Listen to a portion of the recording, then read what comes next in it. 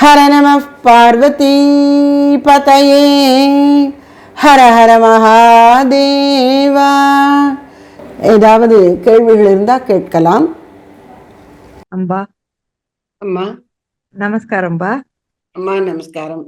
அதாவதும்பா, இப்ப உலகப்பற்று முற்றிலும் போகணும்பா. குருவர்களாலும் திருவர்களாலும் அதுக்குதான் முயற்சி பண்றோம். ஆனா அதுல சக்சஸ் ஆக முடியலையேம்பா. முயற்சி செய்தும் முன்னேற முடியலையேம்பா. பற்று அப்படி உடனே நமக்கு எங்கம்பா போகுது? பற்று முற்றும் விட்டாதானப்பா சிவனை அடைய முடியும். அதுக்கு குருவர்களும் திருவர்களும் வேணுங்கிறீங்களப்பா? ஆமா, அதாவதுமா இது எப்படி அப்படின்னா, இந்த திருவருள் மேலே நமக்கு இருக்கக்கூடிய நம்பிக்கை எப்படி இருக்கணும்னா, குருதேவர் சொல்கிறாரு, குழந்தை தாயை நம்புவது போல,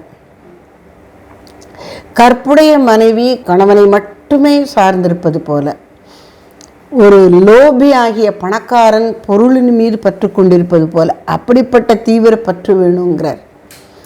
அதாவது நாம் இந்த புறப்பொருட்கள் மீது உள்ள எண்ணத்தை எவ்வளோ தூரம் விட்டுருக்கோங்கிறது தான் இங்கே அளவுகோல். அதுக்கு இது தீவிரமாக இருக்கணும். அப்போ அந்த தீவிரத்தை அதிகப்படுத்தணும். எந்த தீவிரத்தை? இறைவனை நாடுவதில் உள்ள தீவிரத்தை. அம்பா ஒரு நிகழ்ச்சி சொல்லுவாங்க. ஒரு தரம் மதுரையில் சித்திரை திருவிழாக்கு போயிருக்காங்க. அப்படி போன பொழுது நிறைய ஜனங்கள் வராங்க. குழந்தைகளையெல்லாம் கூட்டிக் கொண்டு குடும்பத்தோடு கிராமங்கள்லேருந்து எல்லோரும் வருவாங்க. அப்படி வந்தபோது ஒரு இடத்துல ஒரு சின்ன குழந்தையானது ஒரு 3-4 வயசு தான் இருக்கும். அம்மாட்டேருந்து எப்படி பிரிந்து விட்டது. அப்படி தாயிடமிருந்து பிரிந்த அந்த குழந்தையானது அழ ஆரம்பிக்கிறது. அழனை யாராலையும் சமாதானப்படுத்த முடியல. அம்பா எங்கே நின்றுட்டுருக்காங்களோ அதுக்கு பக்கத்தில் இந்த குழந்தை இருந்து அழுதுட்டுருக்கு. அதோட தாய் இன்னும் வரல. யார் போய் அதை தூக்கினாலும் கொஞ்சினாலும் மிட்டாய் வாங்கி கொடுத்தாலும் அதை காமிச்சாலும் இதை காமிச்சாலும் என்ன பண்ணாலும் அது சமாதானமே ஆகலை. அழுதுகிட்டே இருக்குது.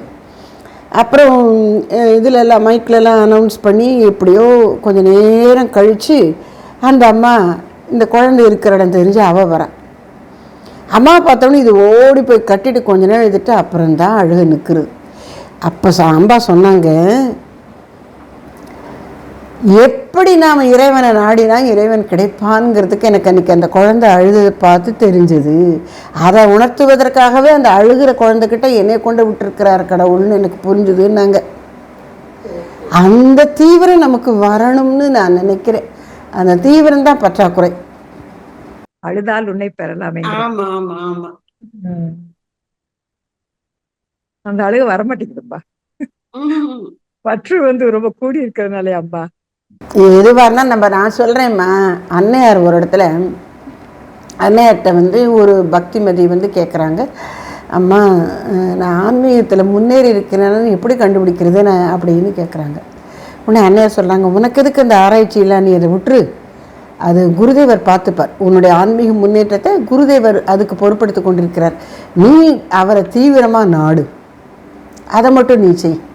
அவர்கிட்ட உண்மையாகவே நீ மனசை உணர்வை வச்சு பிரார்த்தனை பண்ணு, உனக்கு அது கிடைக்கும். நீ நான் எவ்வளோ தூரம் முன்னேறி இருக்கேன், நான் எப்படி இருக்கேன், நான் ஏன் இப்படி இருக்கேன், இந்த ஆராய்ச்சிகள்லாம் வேண்டாம் அப்படிங்கிறாங்க. ஒரு கட்டத்தில் ஏன்னா நம்ம அப்படி நினச்சி பார்த்தோம், என்ன இப்படி இருக்கோமே, முன்னேறலையே, இந்த வருத்தமே வருந்தா, இந்த ஆராய்ச்சியே எனக்கு வேண்டாம், நீ என்னை முன்னேற்ற வேண்டியது உன் பொறுப்பு, நீ இன்னைக்கு விட முன்னேற்றிக்கோ, எத்தனை ஜனமும் போனால் எனக்கு கவலை கிடையாது.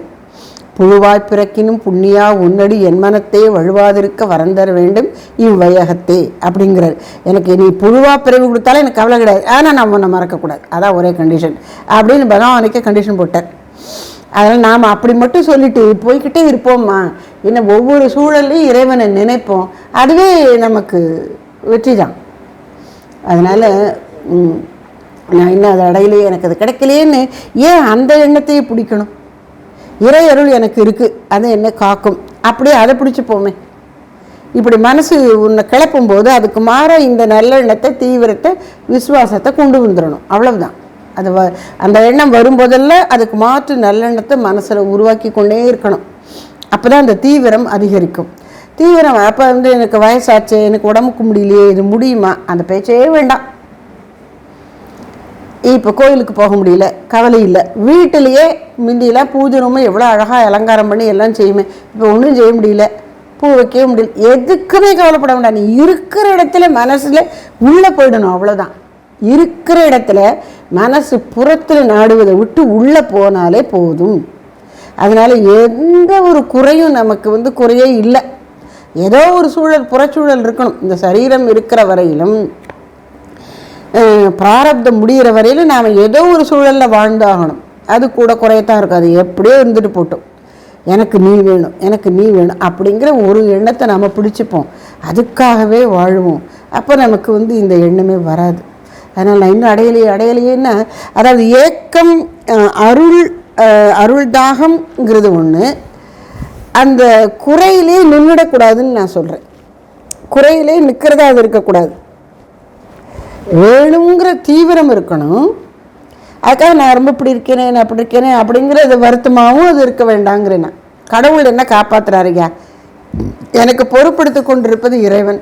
அவர் என்னை பார்த்துக்கிறார், நான் ஏன் கவலைப்படணும்? அந்த மாதிரி மனப்பான்மையில் கொண்டு போய் இந்த எதிர்மறை வருத்தங்களை நாம் ஒதுக்கி தள்ளுவோம். அம்மா என்னையே பார்த்துக்கிறான், அவ்வளோதான். ஆமாம்மா, இல்லாட்டா எந்த வருத்தம் போகவே போகாது. அப்படி இருக்க வேண்டாம். நமக்கு இறைவன் இருக்கிறார். சரி அம்பா. ஆமாம்மா, சரி, நமக்கு பெரியவங்க அப்படித்தானே அந்த வழியைத்தானே காமிச்சிருக்காங்க. சரி அம்பா, ரொம்ப சந்தோஷம். ஒன்று இது தொடர்பாக ஒன்று சொல்லிடுறேன். இந்த ஒரு பிச்சைக்காரன் என்ன பண்ணுறான், தினமும் ஒரு இடத்துல நின்றுக்கிட்டு பிச்சை கேட்பான். ஒரு 40 வருஷமாக அவன் பிச்சை கேட்டுட்ருக்கான். யாராவது அவனுக்கு ஏதாவது கொடுத்துருவாங்க. அப்போ ஒரு நாளைக்கு அவனுக்கு தேவைப்படுறதை கொடுக்கறதுக்கு அளவுக்கு வந்துடும். அதனால் அவன் அந்த பிச்சை தொழிலே திருப்தியாக இருக்கான். அப்போ ஒரு நாளைக்கு இந்த 40 வருஷம் கழிச்சப்புறம் பழைய அந்த பிச்சைக்காரனுக்கு நண்பன் ஒருத்தன் அவரான், என்னடா நீ இப்படி பிச்சை எடுத்துகிட்ருக்குற அப்படிங்கிறான். ஆமாப்பா, 40 வருஷமாக அதான் பண்ணுறேன், ஏன்னா எனக்கு வேணுங்கெல்லாம் கிடச்சிட்ருக்குங்கிறான். அடக்கு இருக்குது, இங்கே பாரு, நீ எங்கே நின்றுட்டுருக்கோ அதுக்கு கீழே பெரிய புதையல் இருக்குடா அப்படிங்கிறான். அப்படியா? புதையலுக்கு மேலே நின்று கொண்டே பிச்சை எடுத்து கொண்டிருக்கிறான். நாம் அப்படி தான் பண்ணுறோம். அது இன்னும் அடையலைன்னு நினச்சிட்ருக்கோம். அது அடையப்பட்டதாக நம்முள் இருக்கின்றது. அதை மட்டும் நாம் ஏற்றுக்கொள்வோம். சிந்தித்தல் போதுமடா, ஸ்ரத்தை ஒன்றே போதுமடாங்கிறார் பாரதியார். அதை நம்பி ஏற்றுக்கொள்வோம். பெரியவங்க சொல்கிறாங்க, அப்போ அதுதான் உண்மையாக இருக்கணும். அது எப்படி இருக்குன்னு எனக்கு உணர்த்து அப்படின்னு அதுக்கிட்டே போயிடுவோம். அந்த ஸ்ரத்தையோடு போவோம், நமக்கு அது கிடைக்கும். ஹர நம பார்வதி பதையே, ஹர ஹர மகாதேவா.